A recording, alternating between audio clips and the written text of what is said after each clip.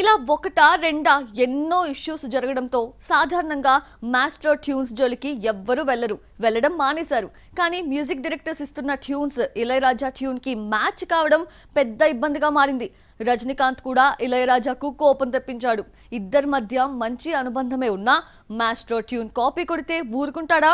కోర్టుకు లాగేశాడు. రజనీకాంత్ మూవీ కూలీ టీజర్ కోసం మ్యూజిక్ డైరెక్టర్ అనిరుద్ ఇళయరాజా ట్యూన్ను వాడుకున్నాడు.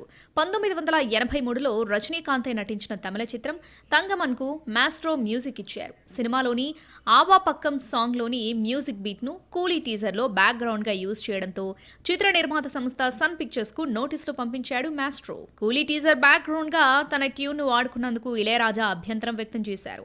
ఆ మ్యూజిక్ను వెంటనే తొలగించాలని, లేదంటే అనుమతి తీసుకోవాలని నోటీసులు పంపారు. లేదంటే కాపీరైట్ చట్టం కింద చర్యలు తీసుకుంటామని హెచ్చరించారు మాస్ట్రో.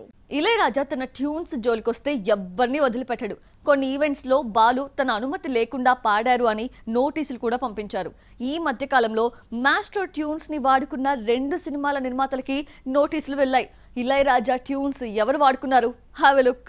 సినిమాలో పాటను ఉపయోగించాలంటే సంగీత దర్శకుడి దగ్గర అనుమతి తీసుకోవాలి, లేదంటే కాపీరైట్ చట్టాన్ని ఉల్లంఘించడమే అవుతుంది. తన పాటలను సినిమాలోనే కాదు స్టేజ్ షోలోనూ వాడకూడదని గతంలో ఇళయరాజా ఆంక్షలు విధించారు. బాలు లాంటి గాయకుడికే నోటీసులు తప్పలేదని ఆయన పాటల జోలికి సింగర్స్ వెళ్లడం లేదు. తన ట్యూన్స్ వాడుకుంటే ఎంతటి వారినైనా ఇళయరాజా కోర్టుకు లాగుతారు.